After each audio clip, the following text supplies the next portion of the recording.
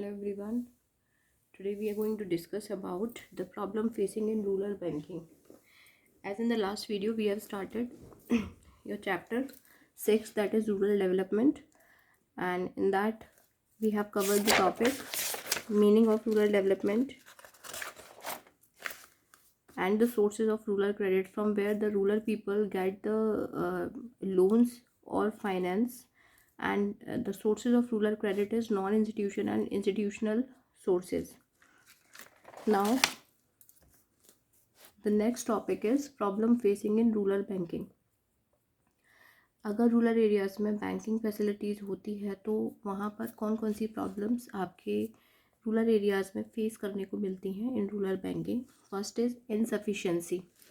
Insufficiency means rural bank have the money or funds with them, but still the demand of credit, the demand of money is far more than whatever the funds they have available in the banks.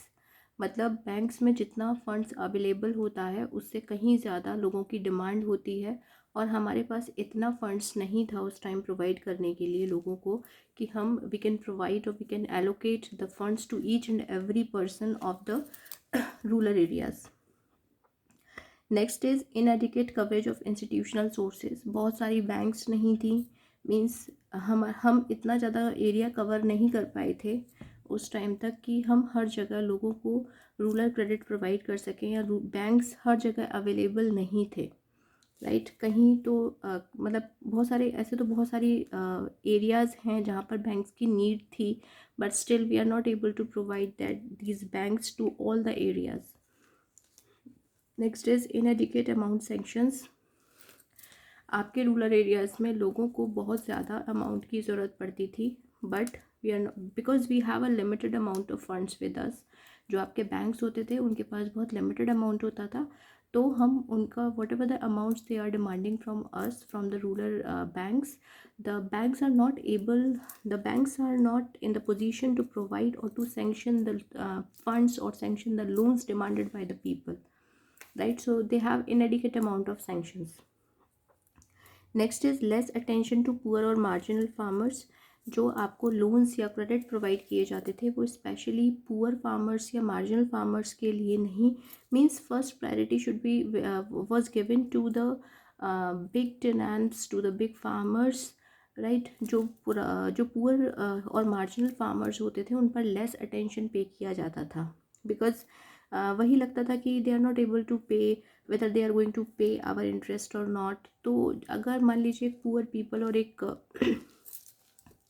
जो आपके big landlords हैं या big farmers हैं, अगर वो दोनों ही पहुंच जाएं फंड्स के लिए, तो first of all the funds will be given to the big farmers.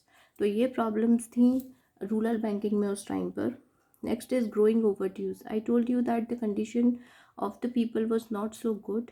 बहुत अच्छी कंडीशन नहीं थी हमारी इंडिया में लोगों की, तो ओवरड्यूज बहुत ज़्यादा हो जाया करते थे लोगों के ऊपर.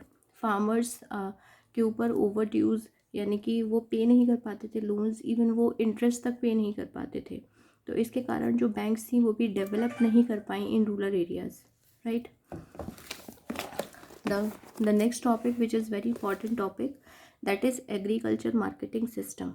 एग्रीकल्चर मार्केटिंग सिस्टम को हम इस तरीके से समझ सकते हैं, लाइक हमने जो भी प्रोड्यूस किया, हमारे फार्मर्स जो भी प्रोड्यूस करते थे, production from the place of production to the place of consumption, इसके बीच का जो गैप था that is called market agriculture marketing system. इसके बीच का जो गैप था वो बहुत ज़्यादा था.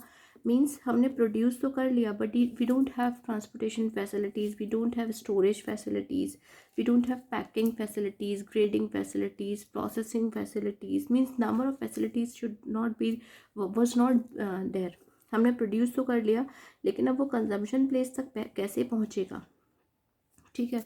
तो उसके लिए भी गवर्नमेंट ने बहुत सारे स्टेप्स लिए. तो एग्रीकल्चर मार्केटिंग एग्जैक्टली क्या होती है? It is a process that involves assembling, storage, processing, transportation, packaging, grading and distribution of different agricultural commodities across the country.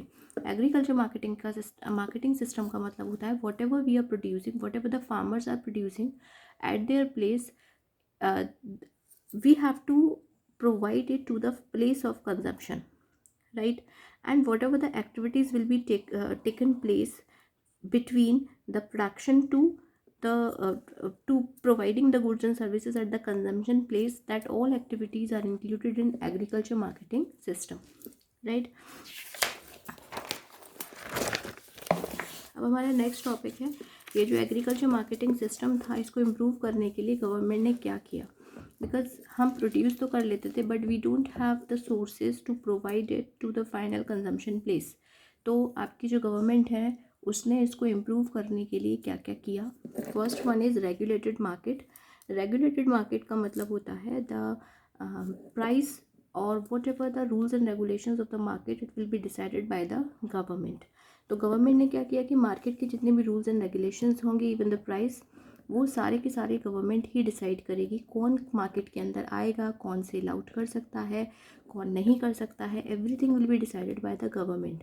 तो इससे क्या बेनिफिट हुआ, जो बिग फार्मर्स थे, जो अपनी चलाते थे, जो प्राइस अपने अकॉर्डिंग डिटरमाइन करते थे, और जिनके कारण जो हमारे स्मॉल टेनेंट्स थे, स्मॉल फार्मर्स थे, वो अपने गुड्स और सर्विसेज को कस्टमर्स तक नहीं दे पाते थे, तो वो इनकी इसके कारण रेगुलेटेड मार्केट के कारण कम हो गया। Next is infrastructural facilities. Government ने इंफ्रास्ट्रक्चरल फैसिलिटीज़ भी प्रोवाइड की, लाइक ट्रांसपोर्टेशन फैसिलिटीज़ प्रोवाइड की, लाइक रोड्स बनवाए, जिससे कि आसानी से the goods can be transported from the place of production to the place of consumption. और गवर्नमेंट ने क्या किया, कोऑपरेटिव मार्केटिंग सोसाइटीज़ भी ओपन कर दी। उन्होंने कहा कि you can open up cooperative marketing societies.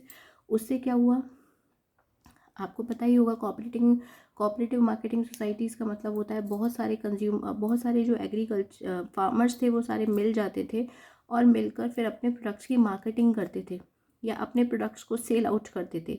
तो जब सब इकट्ठा होकर उसको सेल आउट करेंगे तो it will be beneficial for them as well as.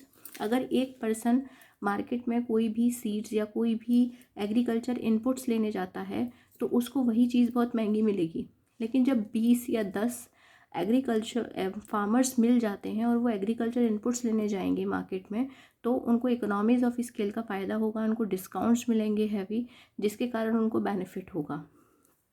Next is different policy instrument. और बहुत सारा काम भी किया आपकी गवर्नमेंट ने, like MSP, minimum support price. Minimum support price का मतलब हर चीज़ का दाम फिक्स कर दिया, मतलब हर चीज़ का जो प्राइस था, गुड्स का प्राइस था, वो फिक्स कर दिया। लाइक फॉर एग्जांपल उन्होंने कहा कि हम लोगों ने वीट का प्राइस 10 पर केजी फिक्स किया है, आप हमें 10 पर केजी प्रोवाइड करिए।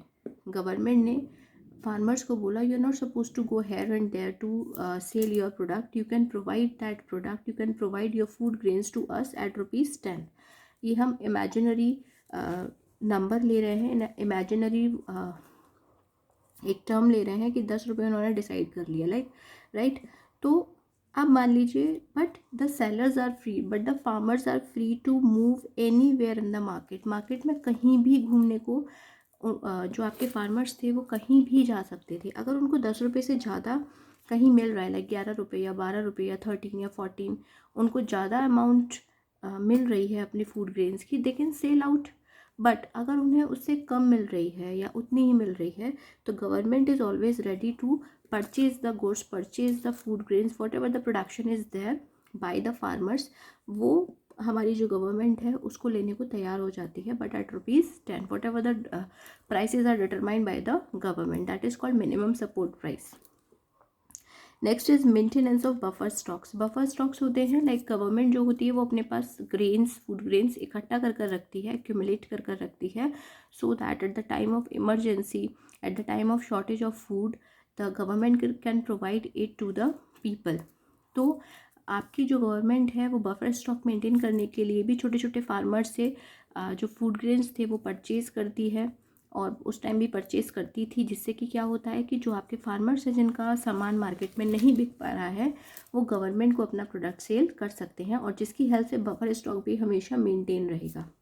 Next is public distribution system. ये तो आपने सुना ही होगा, राशन शॉप जो होती हैं जहाँ पर फूड ग्रेन्स वगैरह पुअर पीपल को ईजी और चीपर प्राइसेस में मिल जाते हैं। तो these particular food grains or the things are provided by the government, and how the government is providing to the people, लोगों को गवर्नमेंट कैसे प्रोवाइड कर रही है, लोगों को गवर्नमेंट कैसे प्रोवाइड करेगी, जब वो स्मॉल फार्मर से उन चीज़ों को खरीदेगी। तो जो आपका एग्रीकल्चर मार्केटिंग था उसको आपकी जो गवर्नमेंट है उसने बहुत ईजी बना दिया था, राइट, बहुत ही ज़्यादा सिंपल बना दिया था। अगर आप मीन्स अगर हम इसकी समरी देखें तो एक तरीके से अगर farmers are not able to sell their product in the market then they can go to the government and the government is always ready to purchase the goods and services from the farmers, right. तो ये कुछ measures थे, कुछ incentives थे which was taken by the government to improve agriculture marketing. Thank you for watching the video.